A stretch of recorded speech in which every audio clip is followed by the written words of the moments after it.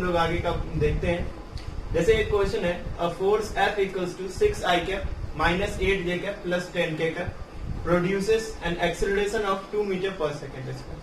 तो अगर हम ध्यान दें, फोर्स कितना दिया गया, 6i cap minus 8j cap plus 10k cap. ये जो फोर्स है वो कौन से फॉर्म में है, वेक्टर फॉर्म में दिया गया। तो फोर्स हमने देखे इसमें क्या दिया गया, 6i cap minus 8j cap plus 10k cap, और ये फोर्स दिया गया न्यूटन में, ठीक है। और एक्सेलरेशन कितना है, 2 मीटर पर सेकेंड स्क्वायर, और हमें m निकालना है। तो हमें पता है सेकेंड लॉ ऑफ मोशन से F इक्वल्स टू ma होता है, ठीक है। तो अगर हम दो तरीके से इस फॉर्मूले को देख सकते हैं, एक तो F वेक्टर, अगर फोर्स वेक्टर के फॉर्म में है तो एक्सेलरेशन भी वेक्टर के फॉर्म में होना चाहिए, तो ये फॉर्मूला लगा सकते हैं। नहीं तो हम सिर्फ मैग्नीट्यूड वाइज बात करें तो magnitude of F equals to m into a का मैग्नीट्यूड, ठीक है।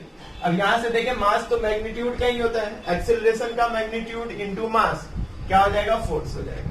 तो अगर मैं यहां से देखूं m किसके इक्वल आएगा, तो F वेक्टर में लिख सकता हूं m mod of a vector. बिल्कुल स्टेप बाय समझना है कि जो मास होगा वो तो मैग्नीट्यूड होता है ना। ऐसे ये तो थोड़ा बहुत लिखने का तरीका है, हम डायरेक्टली भी पुट कर सकते हैं, लेकिन ध्यान रखना है कि फोर्स वेक्टर के फॉर्म में दिया गया और एक्सेलरेशन का कोई डायरेक्शन नहीं है यहाँ पे। तो हम एक्सेलरेशन मान लेते हैं 2 मीटर पर सेकेंड स्क्वायर है। तो यहां से अगर मैं m निकालूं तो क्या होगा, F का मैग्नीट्यूड और a का मैग्नीट्यूड। F का मैग्नीट्यूड कितना होगा, इस वेक्टर का मैग्नीट्यूड कैसे निकलेगा, √6 का स्क्वायर प्लस 8 का स्क्वायर प्लस 10 का स्क्वायर, और नीचे एक्सेलरेशन कितना होगा 2। तो ये मास कितना आएगा, देखिए 6 का स्क्वायर 36 प्लस 8 का स्क्वायर कितना होगा, 8 का स्क्वायर 64 प्लस 36 100 हो गया, और 100 का स्क्वायर 10 का स्क्वायर 100, 100 प्लस 100 200, और नीचे क्या है 2 है। तो अगर मैं यहां से देखूं तो 200 का रूट अगर करेंगे तो √2 इंटू 10 आएगा, और नीचे क्या है 2, तो ये कितना आ जाएगा, यहां से 5√2 kg आ जाएगा, ठीक है। यूनिट ध्यान रखेंगे, यहाँ पे इसका यूनिट न्यूटन दिया गया है, वैसे करके हम सॉल्व कर सकते हैं। तो जो मास है यहाँ पे वो क्या है, 5√2 kg दिया गया। बिल्कुल सिंपल सा क्वेश्चन था, थोड़ा सा एनालाइज करना होगा कि जो दिया गया उसके अकॉर्डिंग। अगर मान लो यहाँ पे कोई ऐसा कर देता कि फोर्स को डिवाइड करके 2 से, तो अगर मान लो कोई नॉर्मल डिवीजन कर दे 6i cap minus 8j cap plus 10k cap को 2 से, तो किस फॉर्म में आएगा, मास कभी मैग्नीट्यूड के साथ डायरेक्शन के साथ आ सकता है क्या, कोई लड़का सिंपली क्या कर सकता था, यहाँ पे सबको ये फॉर्मूला पता होता है, 6i cap minus 8j cap plus 10k cap, और इसको 2 से डिवाइड दे देता है। तो इससे डिवाइड देना तो सही है भाई, लेकिन ये जो मास आएगा वो कैसा होता है, मैग्नीट्यूड होता है ना, सिर्फ स्केलर क्वांटिटी है। तो अगर यहां से करोगे तो 3i cap minus 4j cap plus 5k cap, और इसका मैग्नीट्यूड निकाल के बताओगे, क्यों, क्योंकि पता है हमें ये वेक्टर फॉर्म में है, और मास कैसा होता है, स्केलर क्वांटिटी होता है। तो इस पूरे का मैग्नीट्यूड कैसे निकालेंगे, 3 का स्क्वायर 9, 4 का स्क्वायर 16, 5 का स्क्वायर 25। तो 16 प्लस 9 25 प्लस 25 50, और 50 को अगर हम करना चाहें तो 5√2 आएगा यहाँ से। तो बिल्कुल दोनों तरीका सही है, कोई दिक्कत नहीं है सॉल्व करने में, जैसे हमें अच्छा लगे हम वैसा सॉल्व कर सकते हैं कोई भी। लेकिन कोई व्यक्ति अगर यहाँ पे आंसर छोड़ता है तो गलत हो जाएगा। We know that mass is scalar and scalar have only magnitude. यहाँ पे मैग्नीट्यूड के साथ डायरेक्शन है, तो वो फोर्स के कारण से आया था, तो उसको हम रिप्लेस करेंगे। तो बिल्कुल सिंपल सा क्वेश्चन था, इसको हम ध्यान रखेंगे और ऐसे क्वेश्चन को ऐसे ही सॉल्व करेंगे।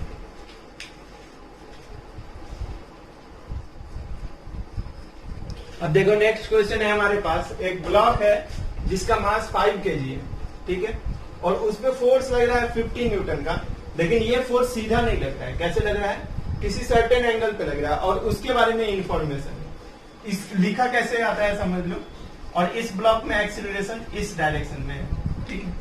अब जैसे समझो यहां पे लिखा आता है a force is acting on the block at an angle 60 degree with vertical. समझना है इस वर्ड को, वर्टिकल मतलब ये वाला एंगल, ठीक है, और हॉरिजॉन्टल ये वाला होता है। ये सीधा जो होता है इसको हॉरिजॉन्टल बोलते हैं और ये वाले को वर्टिकल बोलते हैं। इसको क्या बोलते हैं? हॉरिजॉन्टल, और इसको क्या बोलते हैं? वर्टिकल। ठीक है, ये ध्यान रखेंगे थोड़ा सा। तो force is acting on the block at an angle 60 degree with vertical, ऐसा लाइन आता है। हालांकि मैं क्वेश्चन समझा रहा हूँ, इस ब्लॉक पे इतने एंगल पे फोर्स लग रहा है और ब्लॉक इधर मूव कर रहा है। ठीक है, तो हम ये ध्यान रखेंगे कि जो Newton second law of motion था उससे दो चीज आता है। एक तो फोर्स का फॉर्मूला m इंटू ए होता है और दूसरा फोर्स का फॉर्मूला dp बाई dt होता है। ठीक है, तो यहाँ पे मास का बात हो रहा है, एक्सेलरेशन का बात हो रहा है, तो फोर्स का फॉर्मूला क्या लिखेंगे? m into A. बट थोड़ा सा ध्यान रखना है, ये जो फोर्स का फॉर्मूला होता है m इंटू ए, इसको हम हर एक एक्सिस में अलग अलग ट्रीट करेंगे।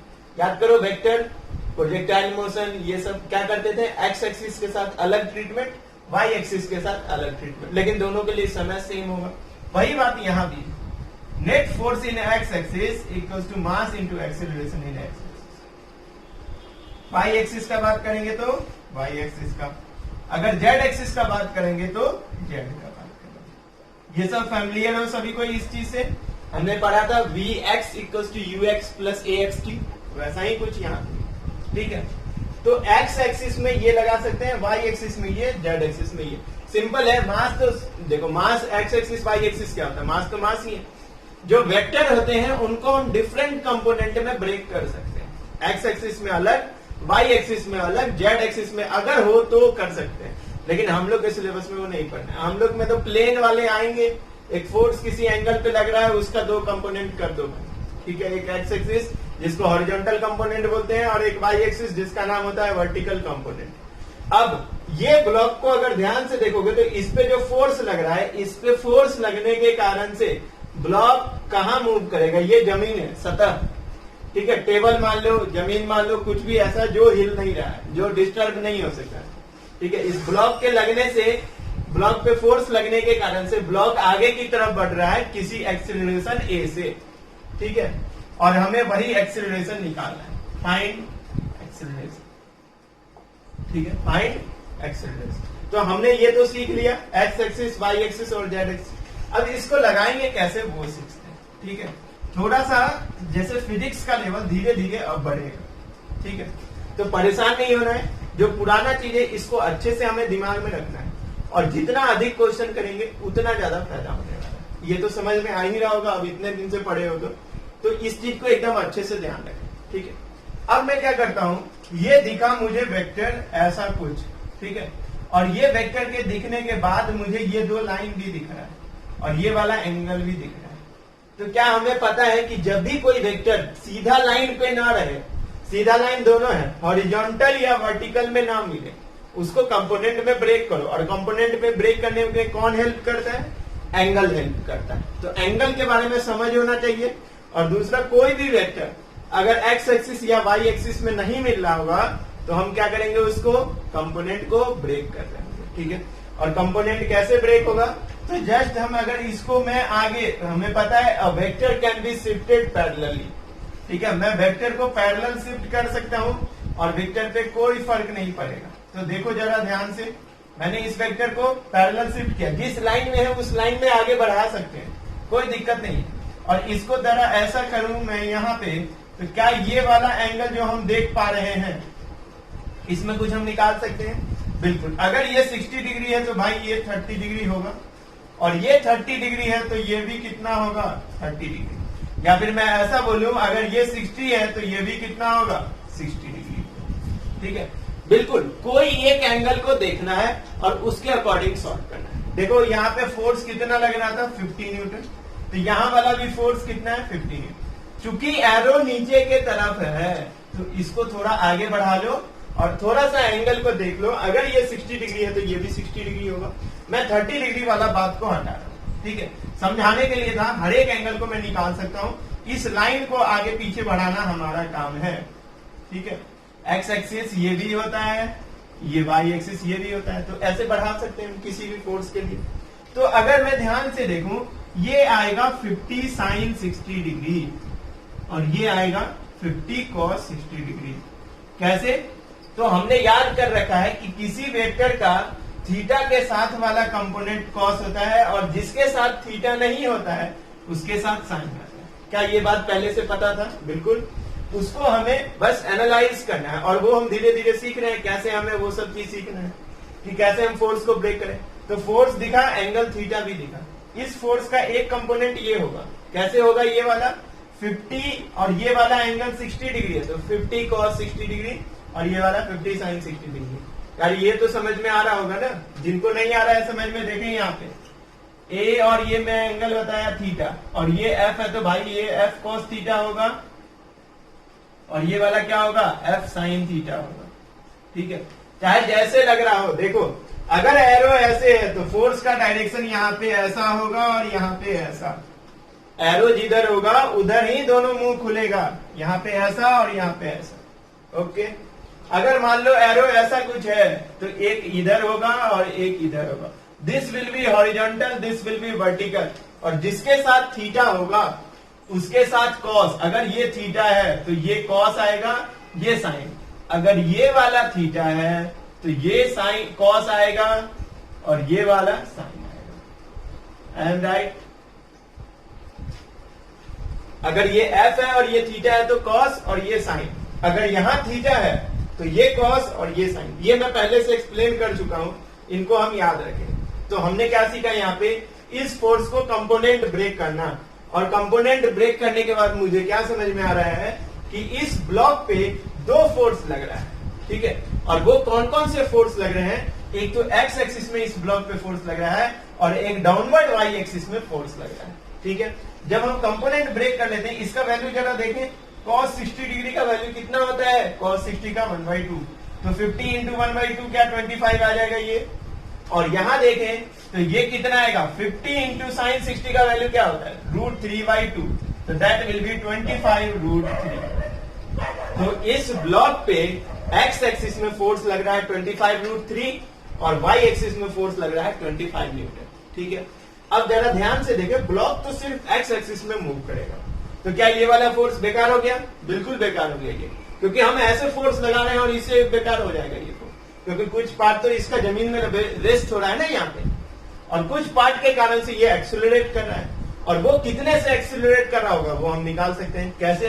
तो हमने अभी सीखा था force in x axis is given by mass into acceleration in x axis, and the force in x axis is what? 25√3, and mass of the object is 5 and the acceleration of the object in x axis में object का acceleration कितना है?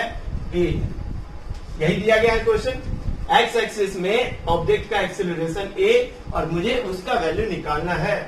तो 5 से देखें तो 5 हो जाएगा ये, तो एक्सेलरेशन कितना आ गया? 5√3 आ गया, unit metre per second square. This is the answer. अच्छा, कोई पूछेगा इसका काम क्या हुआ? 25 के कारण से कोई एक्सीलरेशन आया? नहीं, ये 25 का कुछ हो रहा होगा, आगे हम पढ़ेंगे, बट बोला गया ना ब्लॉक आगे की तरफ मूव करता है, तो आगे लगने वाले फोर्स के कारण से एक्सीलरेशन आएगा। टोटल फोर्स के कारण से एक्सीलरेशन नहीं आएगा। टोटल फोर्स के कारण से आएगा भी एक्सीलरेशन, जो वो नेट एक्सीलरेशन होगा। हमें पूछा क्या गया है? एक्स एक्सिस में ब्लॉक का एक्सीलरेशन कितना हो रहा है, और वो कैसे निकलेगा? वो ऐसे निकलेगा। ठीक है, अभी यहाँ पे नेट फोर्स कितना है ये भी हमें समझ में नहीं। बिल्कुल छोटा सा सिंपल सा क्वेश्चन है, ज्यादा दिमाग नहीं लगाना, जितना मैं बताया इस चीज को अच्छे से समझना है। अभी स्टार्ट हुआ है चैप्टर, बहुत चीज सीखने के लिए। पूरा मतलब फिजिक्स का ना, न्यूटन्स लॉज ऑफ मोशन एक ऐसा चैप्टर है जो अगर सही से आ गया, और पुराना कुछ बात ही देखो, न्यूटन्स लॉज ऑफ मोशन समझने के लिए वेक्टर अच्छे से आना चाहिए। दिख गया होगा यहाँ पे, वेक्टर अगर अच्छे से आता है और वो जो बेसिक मैथ्स वगैरह बताया है, तो थोड़ा बहुत काइनेमेटिक्स कम भी आता होगा ना, तो भी चैप्टर सीख लोगे। और ये सीख गया तो फिजिक्स सीख गया, क्लास 11, 12 सब कुछ। ठीक है, तो बहुत इंपॉर्टेंट चैप्टर है, अभी तो स्टार्ट हुआ है, बहुत अच्छे से समझना है। तो ये क्वेश्चन, इसका आंसर कितना आएगा? 5√3 मीटर पर सेकेंड। तो हम ध्यान से देख सकते हैं, इसका मतलब क्या हुआ कि इस ब्लॉक पे एक फोर्स ऐसे लग रहा था और एक ऐसे लग रहा था। ठीक है, ऐसे लगाने का मतलब ये, तो ऐसे देखते हो ना टेबल वगैरह को हम लोग ऐसे धक्का देते हैं ऐसे करके, तो ऐसे देंगे तो जल्दी जाएगा, ऐसे देंगे तो थोड़ा धीरे जाएगा। ठीक है, तो पुश और पुल क्या होता है ये भी सीखेंगे, अभी तो स्टार्ट हुआ है बस। ठीक है, तो इस क्वेश्चन के बारे में सारा कुछ समझ में आ गया होगा, कैसे हॉरिजॉन्टल कैसे वर्टिकल लगाते हैं।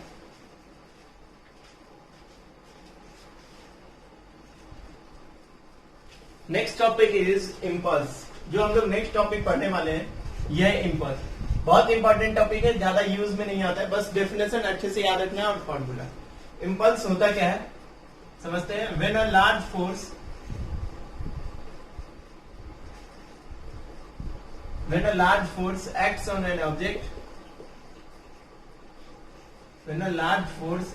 an object for a very small time interval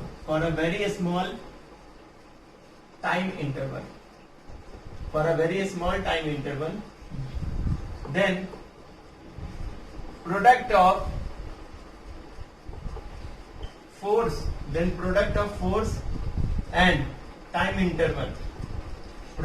force and time interval is known as impulse।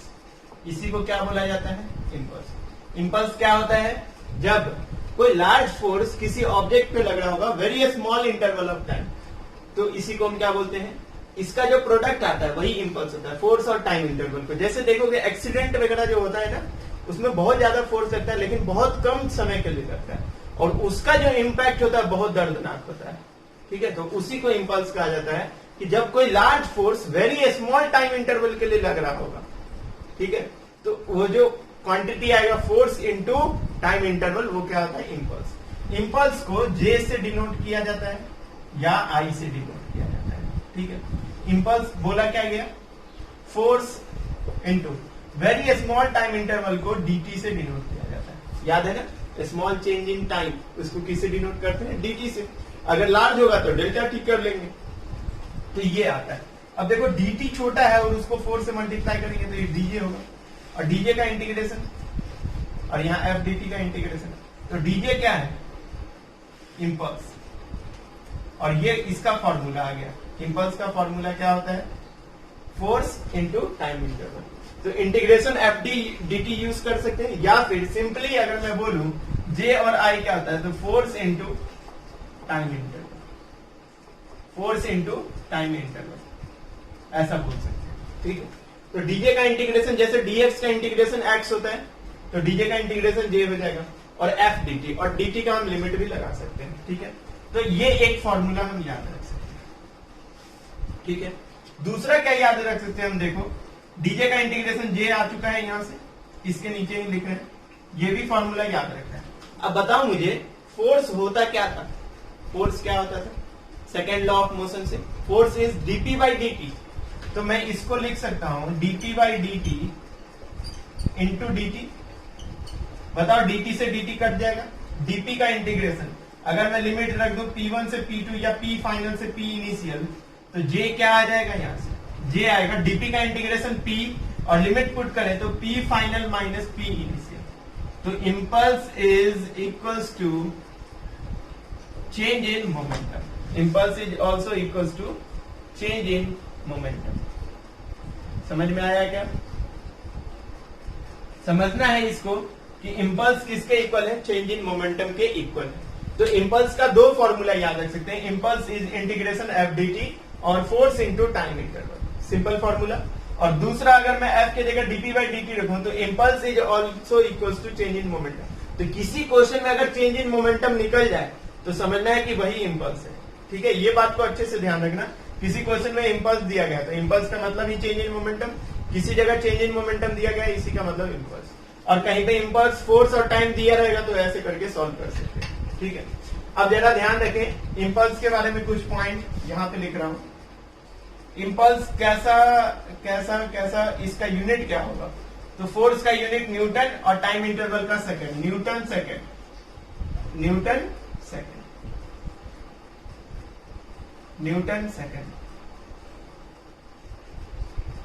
ठीक है, दूसरा अगर मैं यहां से देखूं चेंज इन मोमेंटम, मोमेंटम का क्या होता है unit? KG metre per second, दोनों ऐसा यूनिट है। ठीक है, डायमेंशन का बात करें तो यहां से डायमेंशन अगर देखें या यहां से भी देख सकते हो, मोमेंटम का जो डायमेंशन होगा वही इम्पल्स का डायमेंशन होगा। तो क्या होगा? M L T minus impulse. ठीक है, अब ये चीज को हम ध्यान रख सकते हैं।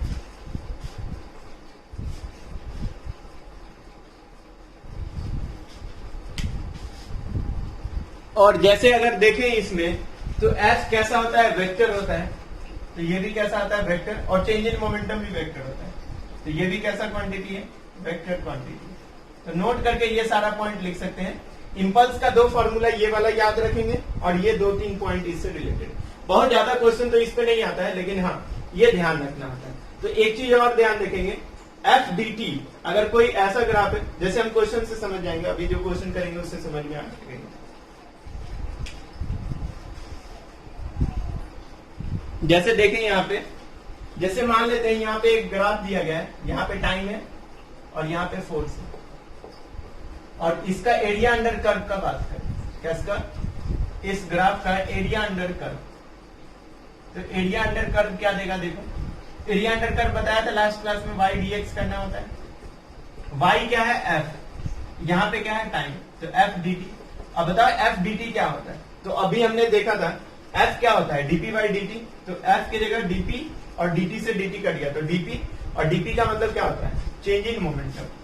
तो जो एरिया अंडर कर्व देगा वो क्या देगा, चेंज इन मोमेंटम देगा, और चेंज इन मोमेंटम ही क्या होता है, इंपल्स होता है। और इंपल्स को हमने ऐसे भी देखा था, एफ डी टी होता क्या है, फोर्स इंटू टाइम इंटरवल, क्या देता है, इंपल्स।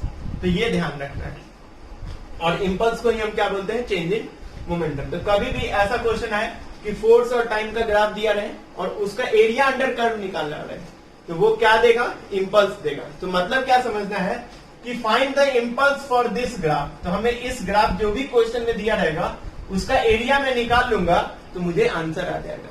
क्या समझ में आ रहा है कि इस ग्राफ का अगर इंपल्स निकालना है, find the impulse of this graph, ठीक है, इस ग्राफ के अकॉर्डिंग हमें इंपल्स निकाल के बताना है। तो मैं सोचूंगा इंपल्स होता क्या है, या तो इंपल्स के इक्वल होगा या फिर चेंज इन मोमेंटम के इक्वल होगा। और इंपल्स का फॉर्मूला दिमाग में रिकैप करो, इंपल्स का फॉर्मूला क्या होता है, एफ इंटू टी। और एफ इंटू टी यहाँ पे अगर मैं करना चाहूँ फोर्स को टाइम से मल्टीप्लाई, मतलब एरिया निकालना है मुझे, और एरिया कैसे निकलता है, इंटीग्रेशन y dx से, और वही मोमेंटम आ जाएगा चेंज का, या फिर इंपल्स आ जाएगा। तो ऐसे करके क्वेश्चन ध्यान रखें। अगर देखो कोई क्वांटिटी वेक्टर होता है, ठीक है, कोई क्वांटिटी वेक्टर होता है और उसका एरिया कुछ ऐसे, ऐसा कुछ ग्राफ है, मान लो इसका एरिया a1, इसका a2 और इसका a3। अगर कोई क्वांटिटी वेक्टर है तो इसका एरिया मान लो अगर मुझे लिखना होगा तो a1 लिखेंगे, और ये नीचे है तो क्या लिखना होगा, -a2, और फिर ये ऊपर है तो a3 लिखना होगा। समझ में आया। कोई क्वांटिटी वेक्टर, जैसे मान लो मैं बोला डिस्प्लेसमेंट, तो मुझे पता है ना डिस्प्लेसमेंट वेक्टर है, तो अगर कोई चीज नीचे आया होगा एरिया अंडर कर्व में तो उसको मैं नेगेटिव लेगा। लेकिन अगर मान लो मैं डिस्टेंस का बात करूं तो मुझे a2 को भी पॉजिटिव लेना होगा, क्योंकि distance is a scalar quantity, ठीक है। अगर कोई क्वांटिटी वेक्टर होगा तो put the sign of area also, but अगर कोई क्वांटिटी स्केलर है तो सिर्फ मैग्नीट्यूड रखना है, मतलब a1 भी पॉजिटिव, a2 भी पॉजिटिव और a3 भी पॉजिटिव रखना होगा, ठीक है। तो ये चीज को हम ध्यान रखेंगे क्वेश्चन में सॉल्व करने में। तो ये तो बेसिक था, इससे रिलेटेड अब आगे देखो।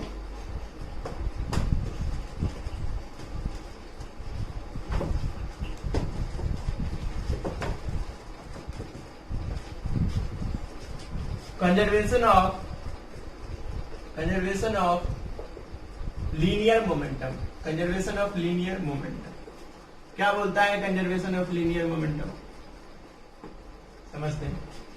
If net external force, if net external force acting on the body, if net external force acting on the body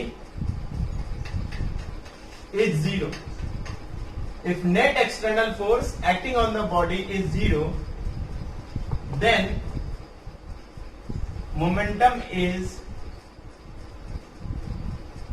conserved, then momentum is conserved, that is initial momentum equals to conservation of momentum कहने का मतलब क्या है, initial momentum किसके equal है, final momentum के equal. कब होगा, if net external force acting on the body is zero, जब नेट एक्सटर्नल फोर्स जो बॉडी पे एक्ट हो रहा होगा वो क्या हो, जीरो के इक्वल। यही क्या होता है, कंजर्वेशन ऑफ लीनियर मोमेंटम। तो अगर मैं समझूं तो मुझे पता है dp by dt किसके इक्वल होता है, f एक्सटर्नल के इक्वल होता है, ठीक है, सेकेंड लॉ ऑफ मोशन से। तो इसको मैं ध्यान से देखूं, कुछ बोला if net external force acting on the body is zero, F external कितना है, जीरो, डीपी बाई डी। तो मुझे बताओ किसी भी क्वांटिटी का डिफरेंशिएशन जीरो कब होता है? किसी भी क्वांटिटी का डिफरेंशिएशन कब जीरो होता है? जब वो क्वांटिटी कांस्टेंट होगा। जैसे मान लो डिफरेंशिएशन ऑफ 2 क्या होगा, zero. Differentiation of constant zero. मतलब यहां से क्या समझ में आया, P is equal to constant, P is equal to constant, और delta P change in momentum किसके इक्वल है, जीरो के इक्वल। अगर मैं देखूं डीपी किसके इक्वल हुआ, जीरो इंटू डी, मतलब डीपी क्या है, चेंज इन मोमेंटम, और चेंज को मैं डेल्टा से भी लिख सकता हूँ। डेल्टा पी मतलब क्या हुआ, चेंज इन मोमेंटम। यहां से क्या समझ में आ रहा है, डेल्टा पी को मैं लिख सकता हूँ p final minus p initial equals to zero, और पी फाइनल इक्वल्स टू क्या आ जाएगा, यहाँ से पी इनिशियल आ जाएगा। और यही क्या है यहाँ पे, momentum final is equals to momentum initial. इसका मतलब क्या हुआ, initial momentum of the body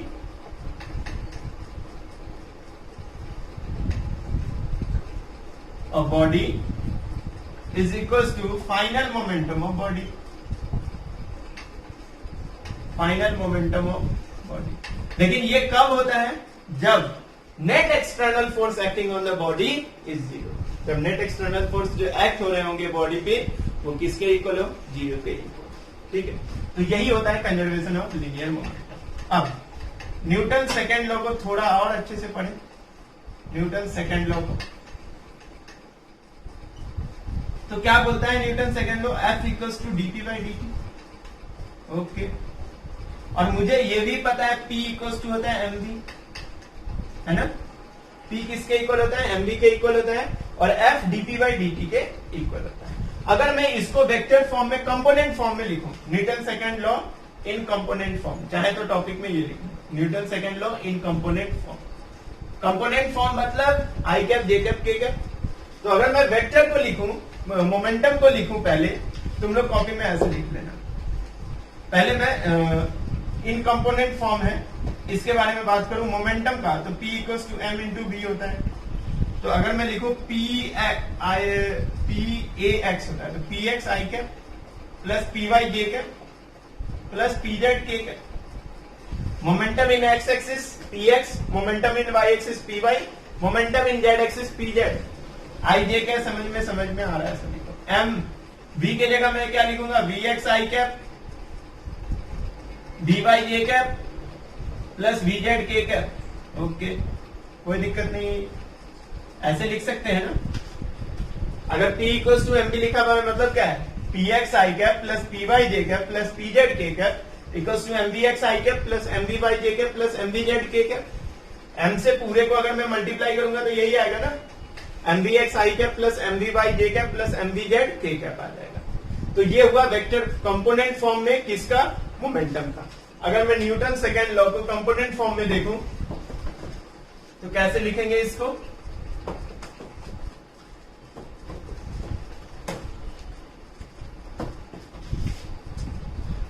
F vector होता है dp बाई dt के इक्वल।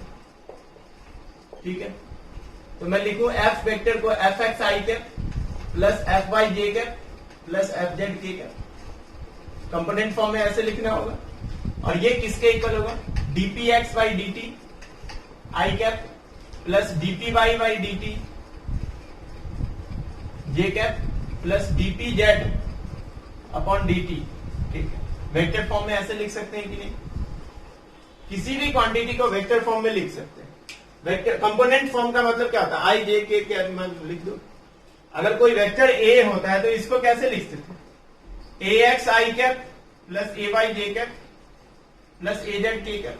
वैसे इसको भी हम लिख सकते हैं f s i cap plus f y j cap plus f z k cap. और इधर मोमेंटम है और मोमेंटम वेक्टर है, तो d p x by d t i cap plus d p y by d t j cap plus d p z by d t के cap लिख सकते हैं। तो ऐसे करके हम सॉल्व कर सकते हैं।